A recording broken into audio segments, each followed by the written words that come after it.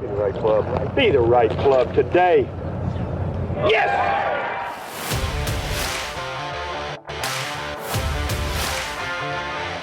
Again, has to be careful of the speed. What a comeback season for Hal Sutton. Come right back toward the hole. How about in? That's the second eagle he's made it for this week.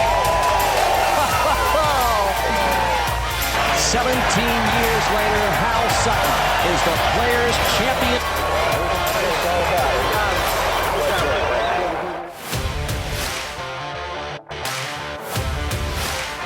He's got it going right at the flagstick. It'll be up. It is.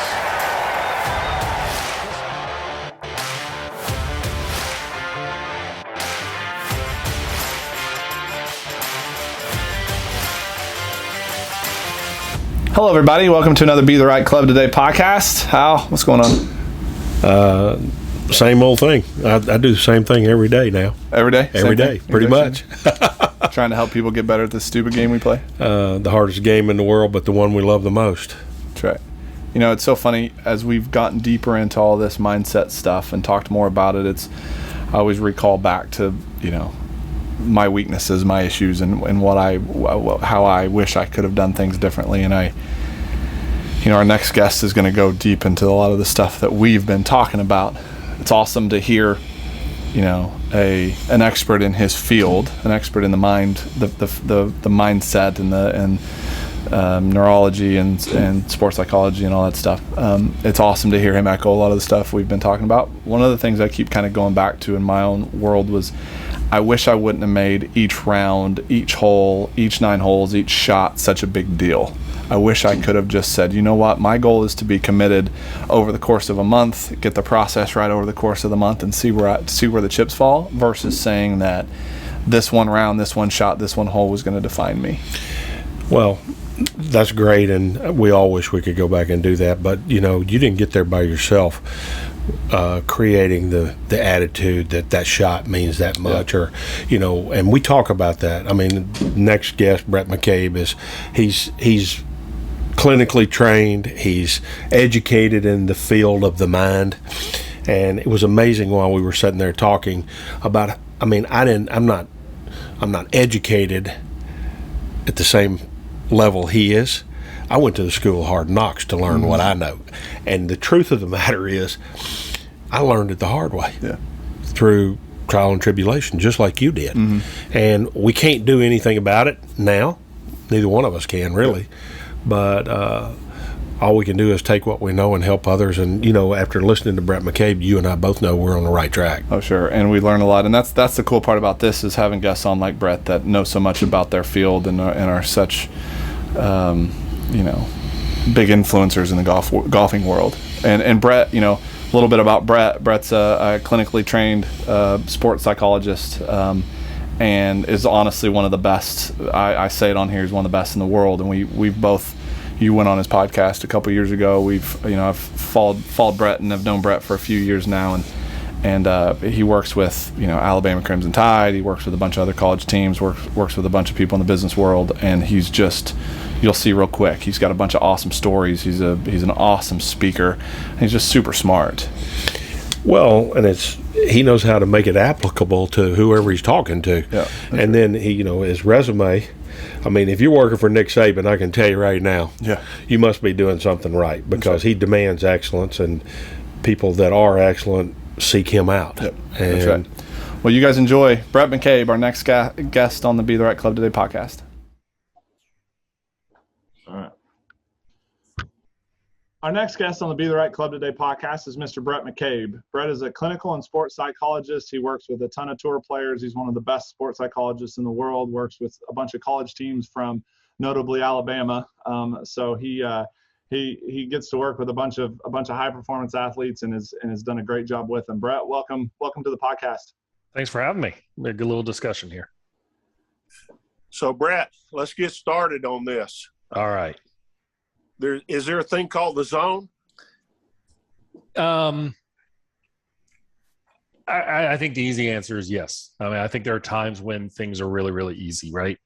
And I think we know moments when we've all competed. You can probably look back in times in your career where you're like, man, it was really, really easy. And so I think I when I say that with some hesitation is I'll say, yes, there is a zone. Where I always have a little hesitation is trying to coach people to get into the zone, because the fact that you're trying to coach them into the zone kind of keeps them out of it, if that makes sense. Usually how we get into a great rhythm or flow or zone state is that we're really just accepting what is happening in front of us right now. And we're keeping things simple, and we're somewhat vulnerable to the outcome, and that we're accepting of the outcome. And so we get very segment focused, very process focused, very into the moment that we're in right now. And as a result, that just builds like a snowball. But I've always had hesitation with people who teach to a zone setting, because I don't know if it's one of those things that when you get in the zone, you realize it when it's over. You don't know it when you're in it, because if you all of a sudden go, oh my God, I'm doing great, boom, there it went. So it's just that it's almost like being extremely happy in life and having a great day, right? Or the best example I use for people is, we've all had those nights where we got together with some friends, we had no plans, and the next thing you know, it just turns into this epic night. We have a blast. We go and we're doing things. We go to a bar, restaurant, and there's somebody playing great music, and we're into it. We're loving it, right? And when it's over, we all have these wonderful memories of it. And then 3 weeks later, we're like, hey, let's get the crew back together. Let's try that again. And it bombs. It's just that freedom of movement, I think, and freedom of flexibility that allows us to get into the zone. So I think there are things that we can do to increase the likelihood, but there's nothing we can do to make it happen in my mind. So let's talk about the things we can do. My next question is, how do we get in it? And if we can get in it, you kind of already answered this. You don't think we can stay in it. So what do we do? I think the first thing is, I think the first thing we have to realize as athletes, and this is in every sport, right, is that we never have 100% of our abilities in the heat of the moment. There's no doubt that competition and practice are two separate domains. And it's very, very hard, particularly in golf, to mimic competition stress. It just doesn't happen. Football, we could do it a little bit, basketball, baseball, but when you turn on the bright lights in those games, there's a whole different adrenaline that hits. And so what happens is athletes and golfers in particular go into competition with this idea that, I've done the work, I've trained, I've worked hard, I've been pure on the range, I've had a great practice round, it's going to be there tomorrow. And their expectations rise. And so what happens is they see this ball of energy that they have, this ball of ability, their skills and their talents, and they may say, man, I'm locked and loaded. And they go into competition, and it's not all there. And it's not all there from a variety of reasons. One is what got you there yesterday are not the same elements that got you there today. The way that you move, the way that, we body move, we're playing with playing partners. You hit a shot, you get a bad break. So let's assume that you have 75% of your abilities. Well, most people lose themselves chasing the 25% that's missing. Oh, something doesn't feel right with the driver on the first couple holes, and then they start messing with their swing. They start messing with their setup.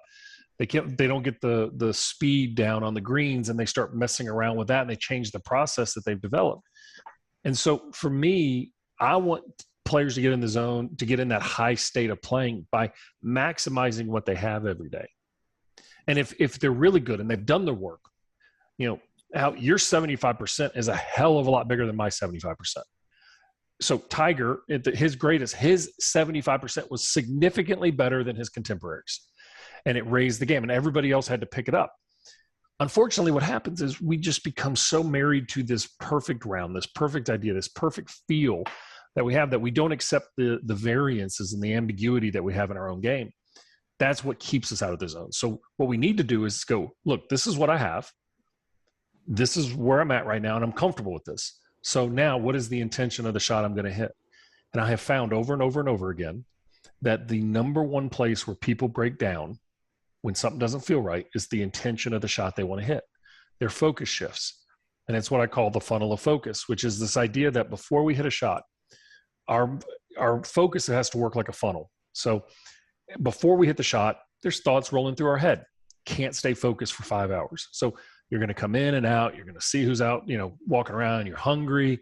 You're thinking about a football game coming up, whatever. But when you start a trigger, that trigger brings in the strategy. We need to have, so we first have awareness of what's going on. We get a clear strategy, and then that leads us through visualization down the shaft a little bit to say, when we hit the shot, it's really, really clear. The problem is most of us play opposite. We play with, instead of an upright funnel, we play with a reverse funnel, which is that first step is something's wrong. Something doesn't feel right internally. There's a threat out there. And then the strategy becomes how to not execute that negative. And then by the time we get over the shot, we have way too many thoughts in our head. So to me, accepting and having clear intention is the absolute most critical thing to do. And that'll help us get into flow, because we break down on our intention. It's like just good enough up there. No, pick a target. Let's go. Find the target that works for you and execute the shot. Bhrett, do you think the golf zone is harder to get into than other sports? That's a good question. I think there's so much variation that comes naturally to the game of golf. We're not adapting off of somebody else. We're not adapting to a defense. We're not adapting to a strike zone or hitters. We're adapting to random events when the ball lands. It's still a miraculous feat to think about us hitting golf shots. You're standing 200 yards out in a fairway, trying to aim into a target. You're swinging a club away from the target. You're getting it set. You're rerouting it. You're bringing it down and matching it on a square face to send the ball 200 yards in the air to land at a spot where you wanted to do. That's a feat of miraculous biomechanics. I think we sometimes forget that. So I think we can get really into the zone in golf like other sports by accepting. Golf naturally makes it harder because we don't have anybody to play off of, or we don't have anyone to play for. We're out there playing against a golf course, but we don't always serve as our best teammate. We oftentimes serve as our best opponent. We're very harsh to criticize. We're very harsh to judge. We're very harsh to kick our own selves in the shins because we feel like we deserve it. There was a great case of a former Korn Ferry player, Jeff Curl, who plays out of our club in Birmingham, and he was caddying for Nick Dunlap, and he has raised Nick Dunlap pretty much in the golf game. Nick just won the U.S. Junior, and yep. Jeff was on the bag for him. And I called Jeff afterwards. I've known Jeff a long time. I said, dude, your talk to Nick during that tournament was fantastic. Where was that when you played?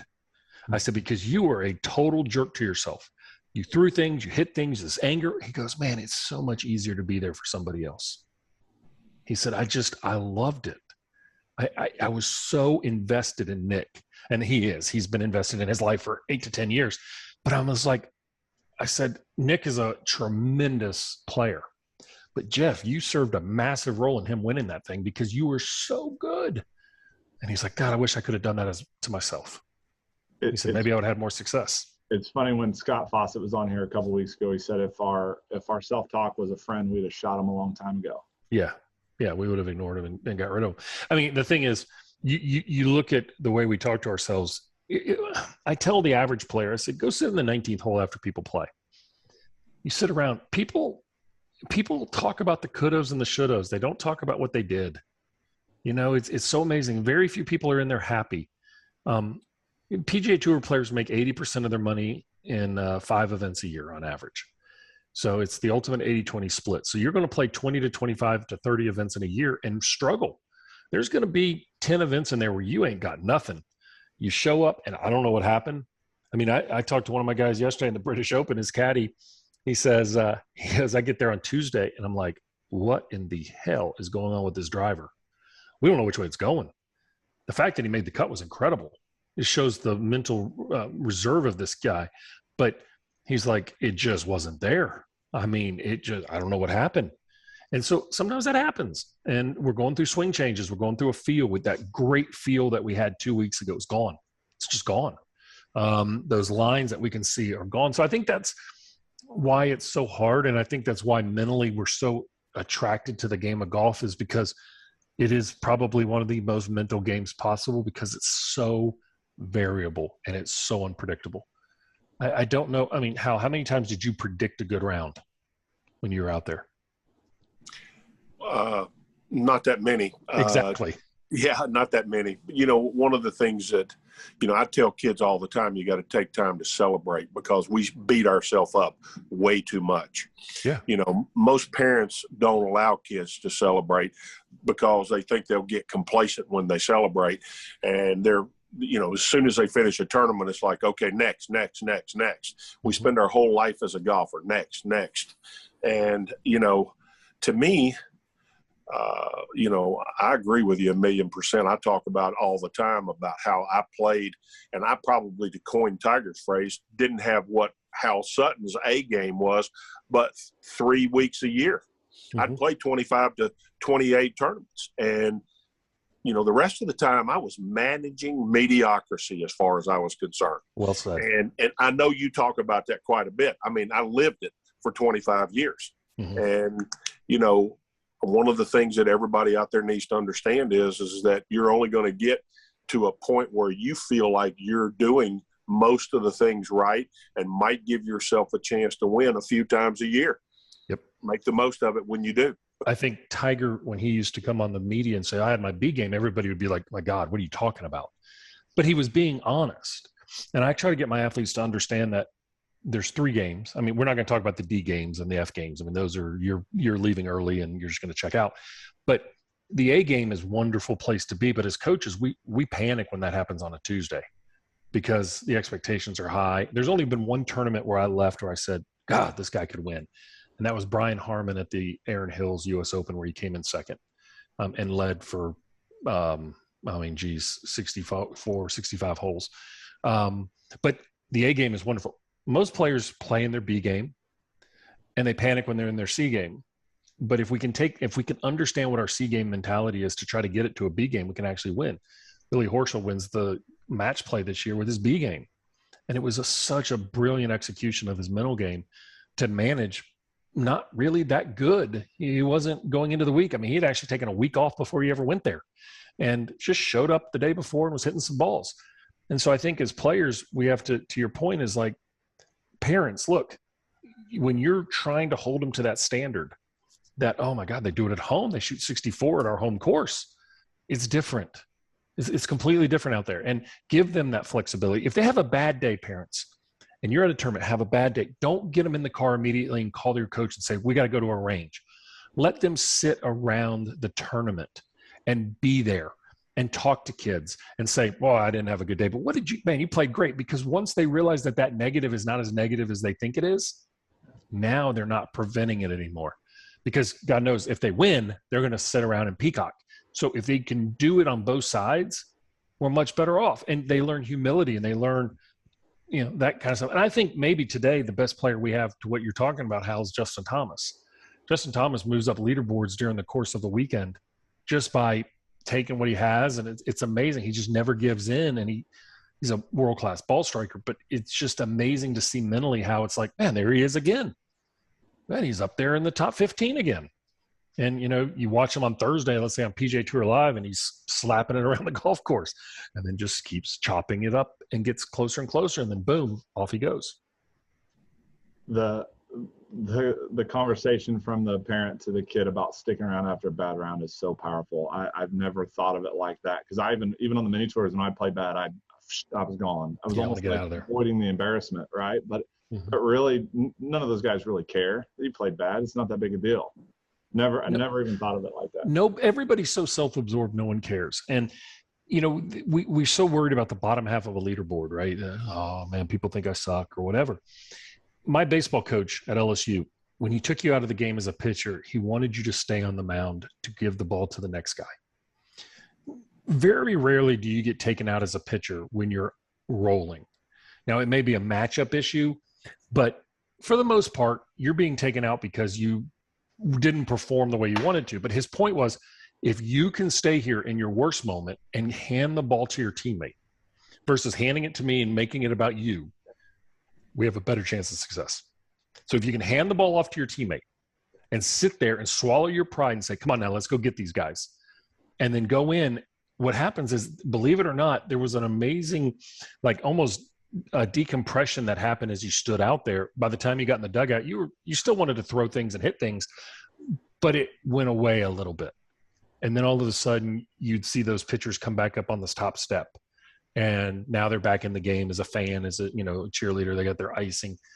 And I think sticking around is really important because it is let's be honest, nobody likes to struggle, but at the end of the day, you got to manage your struggle. It's going to happen. Coach Saban has a great quote, don't waste a struggle. So don't waste it. Well, everybody struggles. Yeah. Everybody. No one is exempt from that. No. And, I one of the things I always ask players and young kids is something that my mom used to ask me all the time is I had anxiety. I still do, but I had anxiety when I was a kid. And I can remember having a pit in my stomach on the way to school every day. And the pit in my stomach was more along the lines of I didn't know what the day was going to hold. And that's the uncertainty. That's like competition. And she would say, what's the worst thing that could happen today? What's the worst thing that you could do? You can't really think of anything. And when you actually think of it, it's like, oh, it's not that bad. So why we get anxious about playing golf is that there's so much uncertainty of a round of golf. It's tremendously uncertain. But if we ask ourselves, like, what's the worst thing that can happen? You get out there and you can't find the center of the club face. You shoot 140.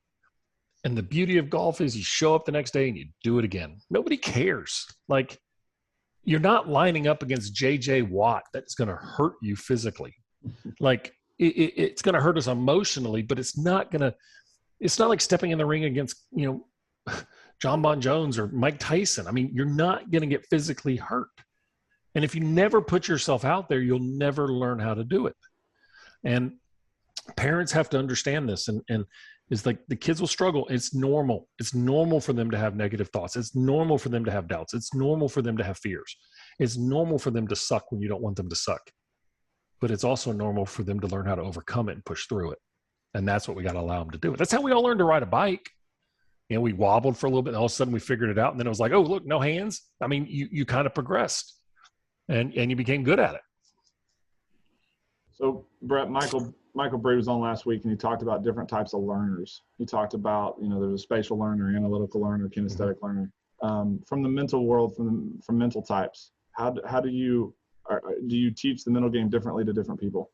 100%. So as a clinician, we use a concept called the biopsychosocial model. All right. So biopsychosocial means that when I'm evaluating a person, everybody has, and the way I call it is everybody has their unique psychological fingerprint that is formed by different factors, our biological, like our genetics. One of the things I always ask my players, what did your parents do for a living? Well, if they're both chemical engineers or electrical engineers, it's a lot different than having two that are former musicians and artists. You understand the difference. An engineering family is going to look at things as X to Y to Z, whereas the artist is going to, create things. I'm going to look at, other biological and genetic factors, right? I mean, if I'm going to look at a football player or a basketball player and they're 5'10", boy, they better have some serious skills, right? You better mentally be really, really good to be a low probability success story. I also want to know their past history. I want to know early learning experiences. It's not like I'm putting them on the couch, but if you say, why did you choose golf? Well, I played on a team sport and I got sick and tired of sitting on the bench all the time. I'm like, okay, so what brought you to golf? I wanted to kick people's butt. Okay, well, that's a different experience than I just really can't do anything else. That's a hunger for a kid. I want to know their psychological centers, like what motivates them, how do they solve problems, what belief sets do they have. One of the big belief sets is that hard workers will win. Not really. No, there's nowhere out there that says hard workers definitely will win and people who are lazy will definitely lose. It's a probability thing. There's a lot of people who succeed that do the exact minimum, and it kind of works for them. I mean, I hate to say it, it does. I want to know kind of what their fears are. I want to know what do they value from a thought process. Then the social side is I want to know how they handle coaching. I want to know who their influences are, who their social support is. What's their value of a coach from a trust relationship? For me, when I went to LSU, my dad was former military. The coach was the end all be all. You showed up with a ball of trust. Kids today, they don't show up with a ball of trust. They're in a constant trust currency exchange. So they show up even at Alabama, right, where you've got the best college coach ever. You got the best coach ever. I mean, let's say Nick Saban is probably the best coach to ever coach a sport. Kids walk in there and they're 5-star recruits, and you would say, okay, his track record of getting players to play at their best and play in the NFL and win championships at both levels is unmatched. And some kids still come in there and like, well, I mean, what are you going to do for me? Meaning that's a trust exchange. Like, can I trust you? When I was a kid, we walked in and said, I'm going to trust that coach until he violates it multiple times. Okay. Kids today are different because they have so many people in their lives that are influencing them and telling them what to do. You know, you look at golf coaches, when Hal was coming up, it was probably his dad and the local pro. Now you got people like me, you got multiple coaches. I think with the money continuing to rise on the PGA Tour and the numbers I've heard, you're going to see 2 swing coaches for a player. One maybe biomechanistic based and one more field based that's on the road. And so players, they don't know who to trust, and they don't. So those are important. So that's why I call it the psychological fingerprint. So over time, when I'm working with a player, I'm really trying to understand that. Brian Harmon is different than Billy Horschel, is different than Sam Burns, you know, and that the cool thing is how to know who they're different and why they're different, and then to get them on a process that they're not trying to follow other people. The people in your life influence you big time. My dad was a lieutenant colonel in the Air Force. He was a navigator, but also a pharmacist. And he was a college baseball player, and I was an only child. And he was very stoic. He told me, the things that we remember, and my dad has since passed away, but the things that we remember was, I remember going to my mom's family's 50th wedding anniversary, and we were sitting in this podunk little town in Tennessee. I'm talking two stoplights, 50 yards apart, synchronized. Okay, no McDonald's, 20 miles away. And we're sitting there, and I'm sitting in this American Legion, and I'm playing ball, and I'm playing at LSU, and I'm, you know, in great shape, feeling really good about myself. And I'm sitting there talking to my dad in this folding chair, and this lady walks up behind me, and evidently it was one of my aunts or great aunts. And she puts her hand on my shoulder and says, "Hey, Bhrett, it's so good to see you." And I literally just turned to talk to her. And we talked for about 5 minutes, and then we get done. And my dad says, "Hey, come outside with me for a minute." We walk outside, and he says, "Don't ever disrespect us like that again. You're a man. When a woman comes to you, you stand up, you face her, you listen to her, you talk to her, you make her feel like she's the greatest person in the world. You disrespected us. Don't ever do that." And of course, now I'm like, oh my God. And he goes, "Hey, now let's go back inside and have the rest of a good day." It wasn't that he had to tell me I was the biggest idiot in the world, right? It was the fact that he made it very quick, very clear, very specific, and it was over. It was very stoic. I wrote a blog a couple months ago called, it was about setting up for 2021, but it was this idea that medals are for the past. What you do next defines your future. And we never had brag walls in our house. We never had anything that had his medals on the wall, despite the fact that he was very well decorated. And the reason for that was he didn't feel that the medals represented what his next action step was going to be. They were things in the past. They were done. Those were decisions you made in the moment.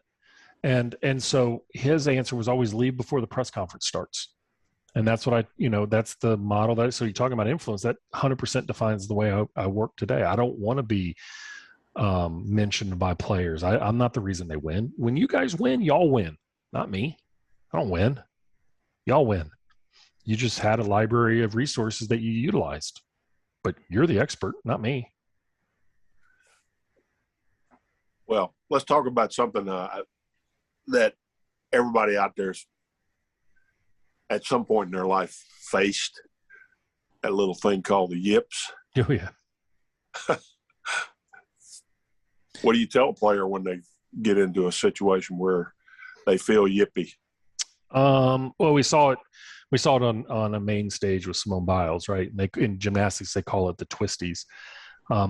What happens is I see it very similar to seeing it like panic attacks. Not to say that you're having a panic attack with the putter in your hand, but it's very similar processes. A panic attack, as a clinician, we would see somebody come in and somebody be like me and Hal would walk in and go, "I went to the emergency room, thought I was having a heart attack." They said it was stress. I don't know. I'm terrified of having another one. Every time I feel my chest get tight, I just worry. It's embarrassing.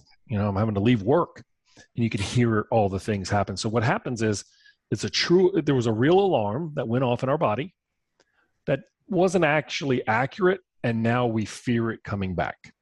So the body misinterpreted. To me, yips are the same way. So I had the chipping yips and work through them, but let's use putting yips as an easy example.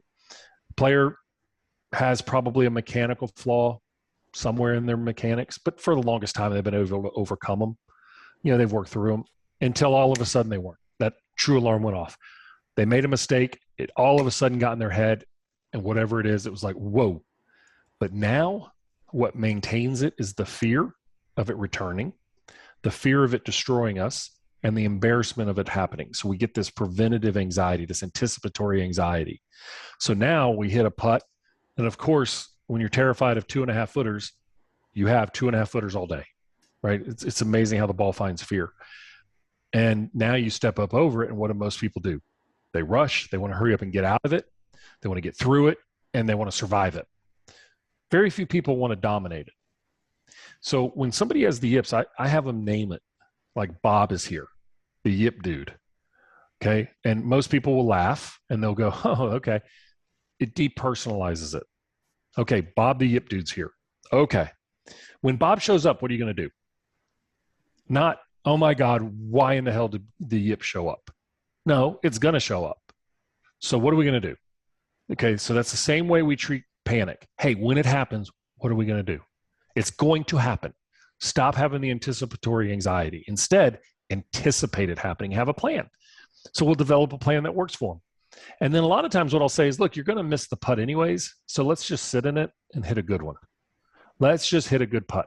Because what happens is most people, you hear it in the average game, right? Well, it looks like you decelled. Well, doesn't everybody decel when they putt? I mean, by nature. So what happens is it's a mechanical flaw that we tried to fix, and the embarrassment and the avoidance is there. So what I try to tell people to do is like, look, let's have an anchor. Let's have something we go to. If the yip pops up, pull back. Oh God, I got something in my eye. Hold on just a second. Slow it down and sit in it. Be in it. When I had the chipping yips, I would try to chip before the rest of the guys got up to the green. Now, and I had a situation, believe it or not, how I got over it was the Orange Whip wedge trainer. I took it and I said, I'm going to go chip off of wet Bermuda until I can figure out how to do this. And I did. And I found my way. And I can chip now as good as anybody. But it may not look normal, but it works. And I was playing with a buddy of mine who's an instructor. And he was giving me some ribbon because we had a money game. And I had a tough, tight Bermuda lie, uphill, whatever. And I was like, oh, let me hit this before he gets up there. And I stopped and I said, be in this for a minute. Like, let's just accept it. And I hit it perfect. And I was so proud of myself because instead of doing what I tell people not to do, of rushing through it, I wanted to go there. That was the natural. So the yip is about escape. It's about hurry up and get through it. And that's why it happens. Our motor system does that. So instead, sit in it. Have a plan when Bob shows up. Take a couple deep breaths. Realize it's not personal. And then let's find an external anchor that works for us. Bhrett, is the anxiousness, is that the brain kind of trying to protect us? Like 100%. Like trying to avoid that situation again, and so they're trying to get you to stay away, basically. Yeah, I mean, anxiety is arousal. Okay, anxiety is arousal to face an uncertain threat. That's what anxiety is. If it was a known threat, if the threat was you're standing in front of me with a gun, I don't have anxiety. I have adrenaline, right? Anything short of 100% of truth is going to have some fear associated with it because it's the unknown. I don't know. I have no idea how it's going to go. So what happens is our mind starts trying to project to the future and predict it. It starts evaluating things. The minute you see a short putt, your mind starts going, oh God, don't. Oh my God. Okay, hurry up. Go tap it in. Let's do. And that's the anxiety that's trying to get you out of it as soon as possible. And that's why I often tell them when Bob's here, it's the worst thing that Bob's going to do. And I've got a player on tour right now going through it, and he'll get frustrated. And I'm like, it's in progress. Oh, it's not progress. It's progress. It's a lot of progress because eventually what happens is the volume just starts decreasing. And I found that, the having a physical key that you can repeat every time really does help. It's usually not something in the arms or the swing. It may be something in the core of the body. Maybe something like, something as simple as like, sucking in your gut and strengthening the core. Brilliant little clue to help. It just takes the pressure and this tension out of somewhere else. So, I think the anxiety aspect of it is once we accept anxiety and don't fight anxiety, it tends to lower the volume a little bit. So when Bob shows up, like say putting yips or even you mentioned chipping yips, I struggled with chipping yips when I was on the mini tour stuff, doing mini tour stuff. I had to go to I had to get more ground aware. Where's the ground? Not worry about the ball. Let the ball go. If I can make contact with the ground in 4 or 5 practice swings, I could step up and do it. And that's how I got through mine. Less tension, just kind of let it go. But there's still times where I feel great. I get over it, and I'm even great to just before impact. And there's that little jerk for the guys where Bob shows up right at impact with putting yips. Do you find you have to kind of change the system sometimes, change the grip, change? I think that's why the claw grip, when it first came out, had a lot of success for people because it was so unique and different. It was almost like counterintuitive of success. So what will happen? Let's use a catcher, throw him back to the pitcher. Very common place to have the yips, and they'll try to do more. They'll try to turn more. They'll try to grip the ball a certain way. And one of the best ways to do is just have them keep their feet still and turn and throw, because that's how we warm up as pitchers. But to your point, it's about knowing something that works for you. For me, I figured out something that, if I choke down, neutralize my grip, and drop my left foot almost back to my right heel, I can move and I can get the club to release. So I found something. So all I focus on is dropping my left foot back and making sure my shoulders are level. And then after that, I just visualize the ball leaving and it bounces naturally. Those are the things just use. Like once we find that one, this is my success point. This isn't my fix. This is what helps me be a good chipper or putter or the golf ball. The throw is the same way. I have a catcher that we came up with an idea to throw a slider back to the pitcher. Just a little cut fastball. Pitchers don't care. And as a pitcher, I didn't care. It's just throw it back to me. And so, as long as I know it's coming, I'm okay with it. So it's about doing something versus preventing something. Most of us, when we get in the yips, are trying to prevent something. Fair? Hey, Bhrett, I'm laughing because I suffer from the chip and yips as well. Yeah. One of the things that aged players like myself, when we grew up, we only had tight lies in front of the green. The rest of the surround of the green was rough. Now they build all these fall-offs on all sides, and the ball runs 20 yards off the green. You've got really tight lies into the green to an elevated surface that's running 13. Most people can't hit that shot. Correct. And, a place where you've had success. I was very disappointed when they moved the TPC the Players' Championship back to March, because it took away the Bermuda element.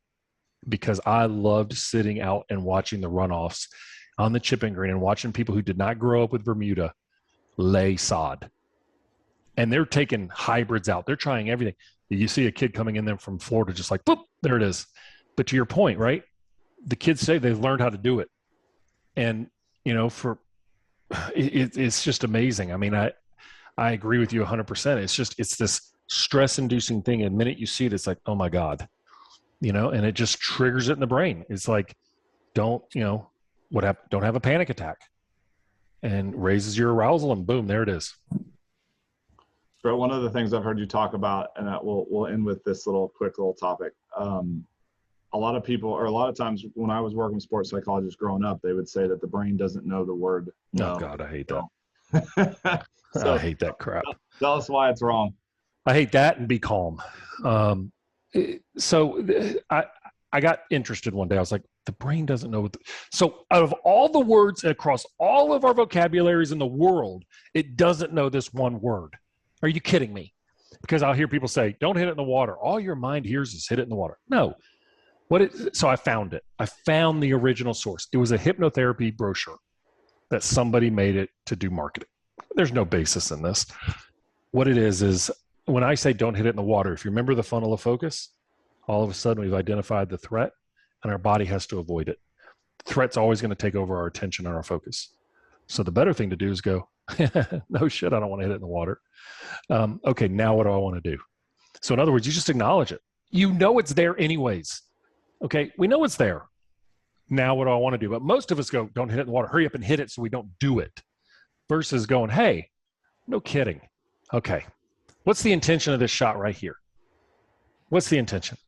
And so I'll actually have my players verbalize the shot. Just like, that's what I was working with my players yesterday on. Verbalize your shot. Tell me what you're going to do. And boom, off it goes. And so that's why I hate the don't thing, because it's just a made-up thing that caught fire and everybody thought it sounded great, but there's no basis in it. Why don't we tell people what to do instead of what not to do? Amen. So a lot of potent stuff that you put out there today, Bhrett. Well, I appreciate that. I love what I do. It shows that you love what you do, and having played the tour for a long time, you used a lot of words that were kind of my Bible when I was aware of what I was doing. One of the things that, we get lost out there. Even the best players in the world get lost. Yeah. And we forget our Bible, so to speak. And we have to be reminded by the people that we've invited into our journey. And I know I'm speaking about things that you know something about here. You're so right. People influence us in both positive and negative ways. And the more you can surround yourself with people that understand your journey and are willing to help you on your journey, the better off you're going to be. There's a brilliant motivational speaker, former NFL football player up in Dallas by the name of Trent Shelton. And he has a YouTube video that we use with our football players, because they'll come in and they'll have some success and you'll watch their group grow. And Trent Shelton says the bigger you get, the smaller your circle. Because you know that, right? I mean, you keep it. Exactly. And I mean, let's be honest. We've seen successful people and we think, oh, they're so arrogant. They're so isolated. Just because they're great athletes doesn't mean they're the most socially comfortable. And second, they know who to trust. It's a very small, one of the best ones in that right now is Patrick Cantlay. His best friend is his agent who walks with him. He's got his caddy. He's got Jamie Mulligan, his coach. Patrick is just a very process-oriented guy. I think it's absolutely fantastic and brilliant what he figured out. And he travels with his crew, and he's good. You don't need to hang out with everybody. He's cordial around there, but he's not, he doesn't need his posse. He's got the people that make him comfortable. He knows his trusted advisors. So along those lines, we'll close with this. Great athletes are fragile, aren't they? Big time. They have to be. Because if you're not fragile, then you're never working to solve the problems you have within. And if you're not solving the problems within, you're not exploring boundaries. We just can't be comfortable, ever. The best in this world in anything we do have our fragile self-esteem. And that's okay. There's moments we're real high, but there's a lot of times that we're seeing doubt on a regular basis that's kicking us in the shins. We need to close on that, because that's about as powerful as anything we could put out there right now. So, Bhrett, thanks so much for being on the podcast today. We admire you from Houston here. And, growing up in Louisiana, I was always a LSU fan to some degree. I didn't go to LSU, but, it's good. You got good taste. There's a reason for that. So we'll have a go. Anyone from the boot is good with me. So you got it. Thanks so much. It's been a pleasure talking to you all. Thank you, Bhrett. Thank you, Bhrett. Here we are back, and I was wowed by Brett's what he had to say, and we all suffer from some of the things that we talked about on there. At some point in your life you may have the yips, and I loved what he had to say about the yips. That's right. And I even mentioned in the intro about some of my past, and one of the lines he used in there I wrote down was, medals are for the past, what you do next defines your future. You know, and it's like, what can we learn from the past and then move on and try to be better and not make those same mistakes again. Yeah, and I loved what he said about, sit down in the misery, instead of trying to escape the misery, sit down and say, I've got to endure this. I've got to figure this out. Yeah, as Saban says, never waste a struggle. Use it as a learning experience. Exactly. and we touched on it a little bit more, but just that idea of playing bad at an AJJ event or at a mini tour event or in a college event, and I always wanted to get out of there as quickly as possible because I was embarrassed and didn't want to see my colleagues or whatever. But it's like he's right. If you sit in there and you have to live through it a little bit, it doesn't become as big of a deal. It's just like some other guys played bad, and it's just what happens. Like golf's hard. Well, I loved what he said about intention. You got to have an intention. Yep. He talked about focus like a funnel. Yep. You narrow the scope of your focus.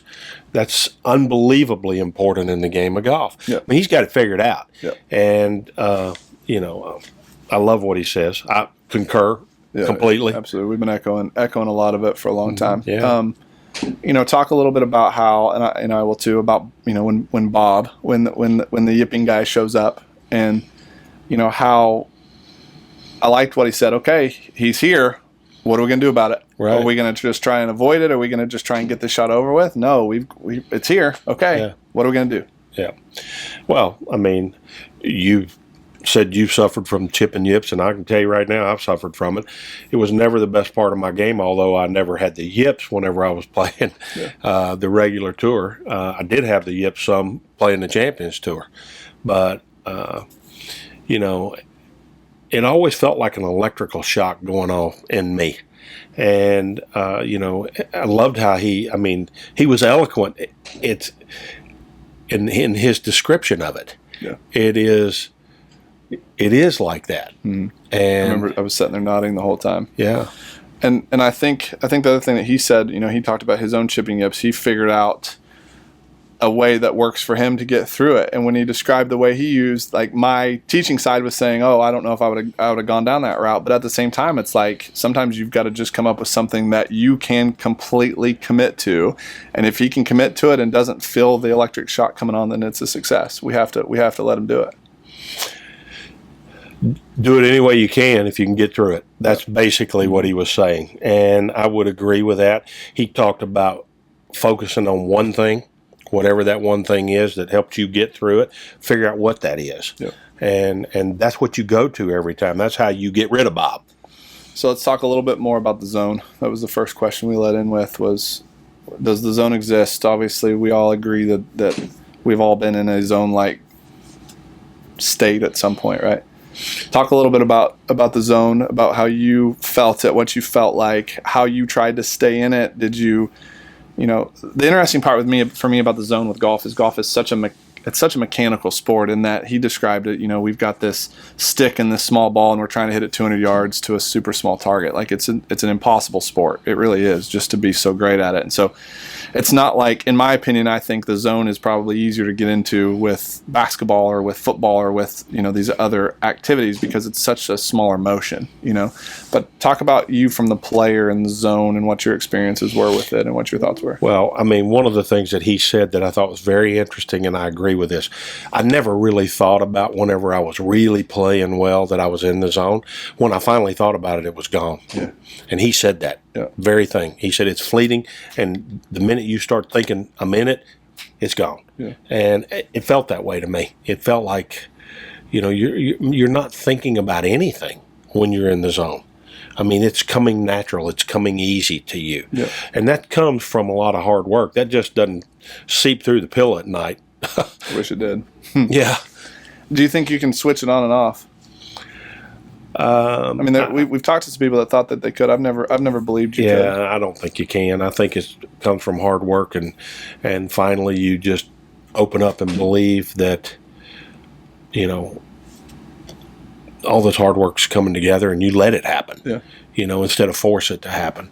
One of the things that he talked about on there that I completely agree is the better you get, the smaller your world gets, because he talked about or needs to get. Mm-hmm. And the other thing that he talked about on there is the trust factor between a coach and between the player. I could not agree more with him on that. In order to get better, you have to trust the people that are around you. And then the better you get, the harder it is to trust the people that are around you, because everybody's trying to get in the inner circle, and you don't know anything about him. And he's a sharp guy. He was a great pitcher himself at LSU. Yeah. And we talked about this with Nick Clearwater, but I always think that these coaches that have competed at a high level, what kind of coaches you want to call them, performance coaches, whether it's swing coaches, whether it's, golf mental coaches, sports psychologists, whatever it is, if they've played at a high level in some sport, they know what it's like to be under the gun, in the fire, because unless you've, if you've never been there, you'll never know. Like parents that have never played golf and haven't felt the yips or haven't felt nervousness on the first tee or any of that stuff. Like they just don't know. It's so hard to get them to relax, to get them to take their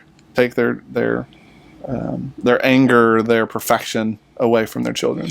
Well, it's hard for a parent to relax because they're afraid if they do, you will. And you'll become complacent. Yep. And, again, that goes to your point. They just don't know. Yep. I mean, what a hard game golf is. And I'm not saying that because I've played it all my life. It's just a hard game. And there's days, even when I was playing my best, that I thought I had control. And then a week later, I didn't think I had any control.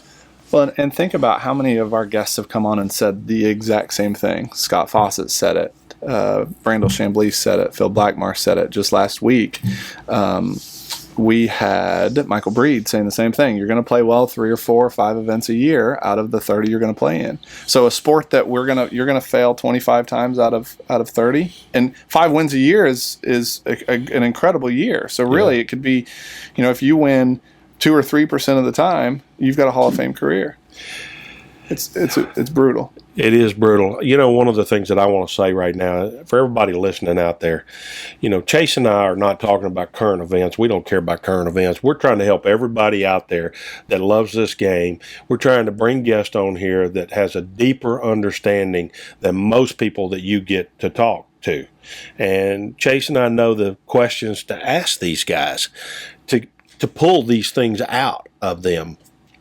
And boy, I wish that somebody had done this for me whenever I was growing up, because I just believe that it's powerful. And I hope our kids are listening to this. I hope all the young golfers in America get a hold of this in some sort of way.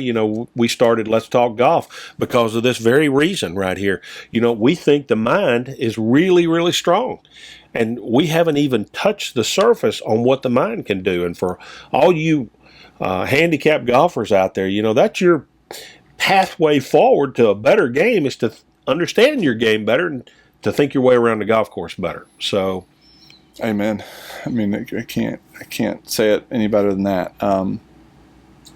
Last little statement that he said that I thought was pretty powerful, and it's something that we've all failed at, was the practice round or the practice tee versus competition is always going to be different. Yeah. I always felt like it was different. Yeah. There was a few times in my career where my practice for early in the week paralleled the way I played. Not many. Isn't that so interesting? Not many. I tried. Yeah. I was trying to prepare the way I wanted to play. Well, it's kind of like one of the first questions he asked you was, how many times could you predict playing great? And there's times where you feel it coming on, like you're swinging at it. I mean, I would. I'll kind of put words in your mouth, but ask you a question. I would say that Hal Sutton, when you started really hitting it good, you knew you were. I mean, you could feel it. You knew that you were swinging really well. Well, there was 2 times in my life that I thought I would win, and they were the 2 biggest tournaments I ever won: PGA and TPC when I beat Tiger. I thought I had a really good chance to win that week, and in both cases, I started really low the first day, which gave me confidence that you're reading this right. Let's step on the gas. Yeah. And but seldomly did that happen. It was. I remember one of my best finishes was Oklahoma Open. I finished second there, and Streb beat me by a couple shots. I remember telling a friend the day before the practice round, I was like, if I get a couple putts to fall, I'm hitting it really good. We got a chance. And I went out. I made 5 birdies and a bogey on the first 18 and shot 66 and was tied for the lead. It's kind of the same thing. I was like, I was right. Let's go. You know, and shot 68, 66, and Streb beat me. But a lot of times it was kind of a false sense of confidence. Like, I think I'm playing pretty well, but we'll see after the first couple holes. You know, you don't know till you get out there. But like, that was the same way. Like, I felt like I'm playing pretty well. I've been hitting it pretty good. I had 3 or 4 good tournaments. Like, I got a chance this week. You know, one of the things that I want to bring up right here for all of y'all that are out there, just because you feel nervous on the first tee doesn't mean anything good or bad, to be honest with you. I was nervous on the first tee my whole life. Yep.